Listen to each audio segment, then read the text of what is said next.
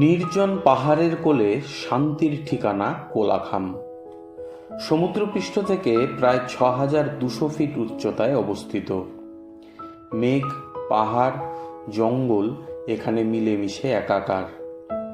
এখানকার প্রতিটি গাছপালা, পশু পাখি সাক্ষী থাকবে আপনার সাথে।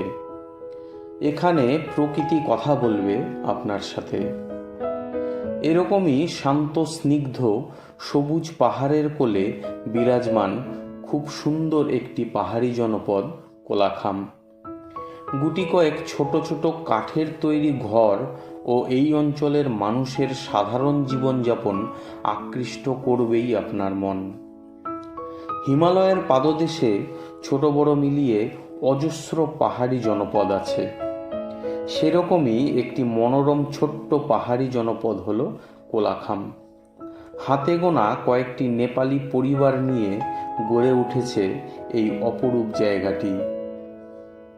এখানে এলে উপভোগ করতে পারবেন পাহাড়ের অদ্ভুত সিনিক বিউটি। কান পাতলেই শুনতে পাবেন পাখির কলতান। কিভাবে কোলাখামে আসবেন, কম বাজেটে কোথায় থাকবেন, কোন কোন জায়গাগুলি ঘুরে দেখবেন, তার বিস্তারিত জানতে ভিডিওটি শেষ পর্যন্ত দেখার অনুরোধ রইল। সো আমি আপনাদের বন্ধু পঙ্কজ, আর আপনারা দেখছেন এক্সপ্লোরার পিডি। শহরের হই হট্টগোল থেকে দূরে কোলাখামে খুব সহজেই পৌঁছে যেতে পারবেন। নিউমাল জংশন থেকে দূরত্ব মাত্র ৫৫ কিলোমিটার সড়ক পথ। রাস্তাটি চলে গেছে গরুবাথান হয়ে। কোলাখাম যাওয়ার পথেই ২-৩টে জায়গা দেখে নিতে পারবেন। কিছুটা রাস্তায় পড়বে সুন্দর চা বাগিচা, আর তারপর থেকেই শুরু হবে পাহাড়ি চড়াই পথ। কোলাখাম যাবার পথে প্রথমেই দেখে নিন অ্যাম্বিয়ক ভিউ পয়েন্ট।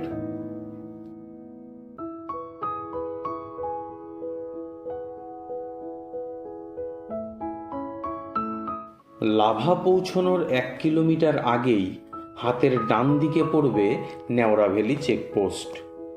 এখানে এন্ট্রি করতে খরচ পড়বে ২০০ টাকা। এই চেকপোস্ট থেকে ঘন পাইন বনের ভেতর দিয়ে ৮ কিলোমিটার এলেই চলে আসতে পারবেন কোলাখামে। রাস্তার দুধারেই সারি সারি বৃদ্ধ পাইন গাছ মাথা উঁচু করে দাঁড়িয়ে। দিনের বেলাতেই একটা আলো আঁধারি পরিবেশ। সারি সারি বৃদ্ধ পাইন গাছের জঙ্গল।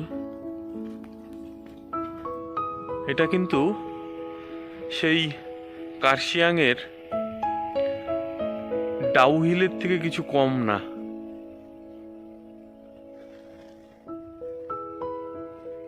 রোদের আলো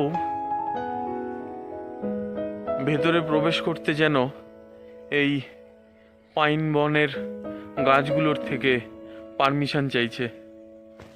রাস্তাটা লক্ষ্য করবেন আপনারা। রাস্তার দুধারে ঘন পাইনের গাছ, আর তার মাঝ দিয়েই পাহাড়ি রাস্তা বেয়ে আমরা চলেছি বাইক রাইড করে কোলাখামের উদ্দেশ্যে। কিছুটা পাথুরের রাস্তা পার করলেই শুরু হয়ে যায় জনবসতি। পাহাড়ের গায়ে ধাপে ধাপে তৈরি করা রং বেরঙের কাঠের বাড়ি। সামনেই দেখতে পাচ্ছেন যে পাহাড়ের রেঞ্জটা, সেটা হচ্ছে ঋষভ রেঞ্জ। অনেকটা কুয়াশায় ঢাকা, তাই বেশ স্বচ্ছ দেখা যাচ্ছে না, কিন্তু যতটা দেখাতে পারছি এই হলো ঋষভ রেঞ্জ। এই যে এই জায়গাটা দেখতে পাচ্ছেন, এখানেই কিন্তু ঋষভ, একদম মেঘে পুরোটা ঢাকা। ভিউটা দেখুন, জাস্ট কি অসাধারণ ভিউ। এখান থেকে দাঁড়িয়ে আমরা ছাঙ্গে ফলের যে জলের শব্দ, সেটা স্পষ্ট শুনতে পাচ্ছি। একটা পাহাড়ি নিশ্চুপ জায়গায় আমরা এসে থামলাম। আমরা পৌঁছে গেছি আমাদের হোমস্টে জোজো স্যামসুয়াং হোমস্টেতে। হোমস্টেটি বেশ সুন্দর। হোমস্টের ওপরের অংশটি কাঠের তৈরি।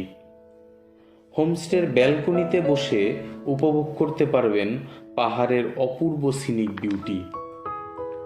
হোমস্টের কন্ট্যাক্ট নম্বর ভিডিওর স্ক্রিনে ও ডেসক্রিপশনে দিয়ে রাখলাম, চাইলে যোগাযোগ করে নিতে পারবেন। লাঞ্চ সেরে বেরিয়ে পড়ুন কোলাখাম থেকে 6 কিলোমিটার দূরে ছাঙ্গে ওয়াটারফল দেখতে। যদি আপনি ট্রেক করতে ভালোবাসেন তাহলে এই জার্নিটা বেশ পছন্দ হবে। ঝর্ণাটিতে বছরের 12 মাসই জল থাকে।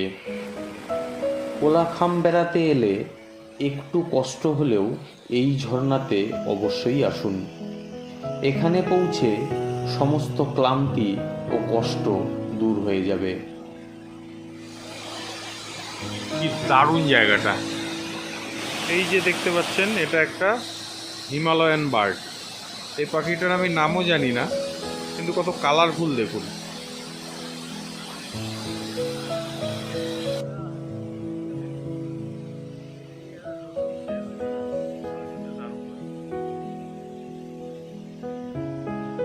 এখান থেকে চলে যেতে পারবেন ছাঙ্গে রিভারে। ছাঙ্গে রিভার সাইড কিন্তু অপরূপ মোহময়ী।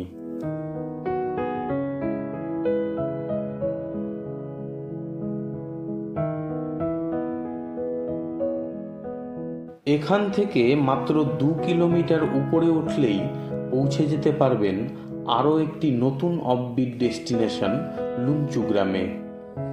শীতল হিমেল হাওয়া ও শান্ত নিরিবিলি পাহাড়ের কোল, আর কি চাই বলুন। লুমচু গ্রামের বিস্তারিত ভিডিও আমি আগেই শেয়ার করেছি, চাইলে দেখে নিতে পারবেন।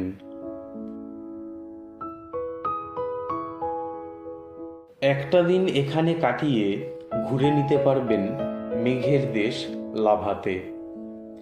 কেন লাভাকে মেঘের দেশ বলা হয় নিশ্চয়ই বুঝতে পারছেন। কোলাখাম ট্যুরের আমার এই ভিডিওটি যদি আপনার ভালো লেগে থাকে তাহলে অনুরোধ রইল একটি লাইক করে বন্ধুদের সাথে ভিডিওটি শেয়ার করার। আর যদি ট্যুর সম্পর্কে কোনো কোয়েরি থাকে তাহলে কমেন্ট করবেন, অবশ্যই রিপ্লাই দেব। আশা রাখছি ভিডিওটি ভালো লাগলে আমার চ্যানেলটি সাবস্ক্রাইব করে আমাকে উৎসাহিত করবেন। তো আজকের ভিডিওটি এখানেই শেষ করছি।